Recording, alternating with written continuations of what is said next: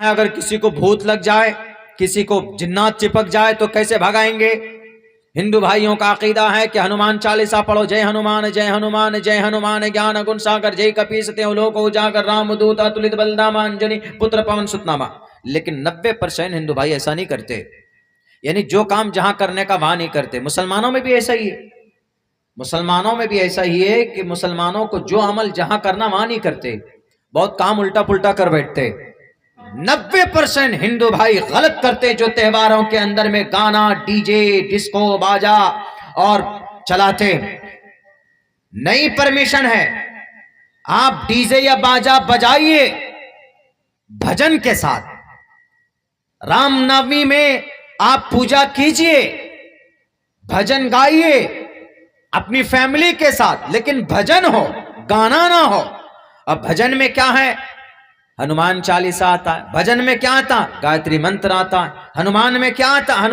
بھجن میں کیا آتا ہے؟ برہم سوتر آتا ہے، گایتری منتر جے انو اوم بھوربھوہ سوہا تتسویتروریریم بھرگو دسی دیوس دھیمہی دھیو یو نہ پرچودیات۔ ہنومان یہ گایتری منتر ہے، بالکل غلط بات ہے۔ یہ ساری چیزیں کہاں سے یہ خرافات ختم ہوں گی؟ تعلیم کے ذریعے سے۔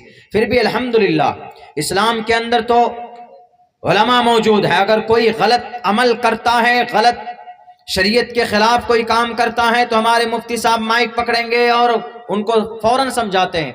سماج کے لوگوں کو مسجد میں سمجھاتے ہیں کہ اے لوگوں، ہمارے سماج میں یہ برائی ہے، ہمارا نوجوان کوریکس پینے لگا ہے، ہمارا نوجوان شراب پینے لگا، نشہ کرنے لگا ہے، ہمارا نوجوان شادی بیاہ کے اندر میں جہیز مانگتا ہے، ہمارے سماج کے اندر میں یہ برائی، فوراً اس کی اصلاح کرنے کی کوشش کرتے ہیں۔ ہندو دھرم کے اندر یہ نظام، یہ ترتیب آج تک نہیں ہے۔ ان کا کوئی بھی مہاپرش، ان کا کوئی بھی بڑا آدمی رشی منی اوتار تک محدود ہے، اس کے بعد سے کوئی بتانے والا، کوئی سمجھانے والا نہیں ہوا۔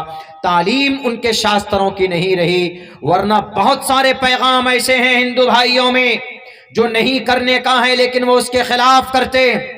سب سے پہلا پیغام تو یہی ہے کہ جھوٹ بولنا پاپ ہے، لیکن مسٹر پرائم منسٹر صاحب جھوٹ بولتے، اتر پردیش کا مسٹر لال بھجکر جھوٹ بولتے، اور اتراکھنڈ کا پشکر دھامی جھوٹ بولتا ہے۔ پشکر دھامی جھوٹ اس لیے بولتا، اتراکھنڈ میں یونیفارم سول کوڈ لاگو ہو گیا ہے، یونیفارم سول کوڈ اتراکھنڈ میں۔ ابھی باتیں کی ہمارے علماء نے یونیفارم سول کوڈ کے تعلق سے، مطلب یہ ہے کہ ایک جیسا قانون۔ ایک جیسا قانون کا مطلب یہ ہے کہ اسلام کے اندر میں ایک آدمی 4 شادی کر سکتا ہے، تو ہندو دھرم میں ایک آدمی ایک ہی شادی کر سکتا ہے، لیکن اسلام میں ایک آدمی 4 شادی کیوں کر سکتا ہے؟ جی اسی لیے چلو اس قانون کو بدلو۔ یعنی اب قانون یونیفارم سول کوڈ میں ایسا قانون آ گیا کہ ایک آدمی ایک بیوی، ایک آدمی کی ایک بیوی ہے۔ اسلام کے اندر تو بڑے مزے ہیں بھائی، اگر کوئی 4 بیوی رکھنا چاہتا ہے تو اسلام میں پرمیشن ہے، اسی لیے اس کو بندش لگاؤ، ایک مسلمان ایک ہی آدمی، جیسے ایک ہندو ایک آدمی، یعنی ایک مرد ایک بیوی، تو ایسے ہی ہر کوئی ایک ہے، مرد ہے تو ایک ہی بیوی رکھے گا، 2 نہیں رکھ سکتا۔ یونیفارم سول کوڈ میں اور بھی بہت سارے خرافات انہوں نے لکھی ہے، وہاں پر امپلیمنٹ کی ہے، وہ تو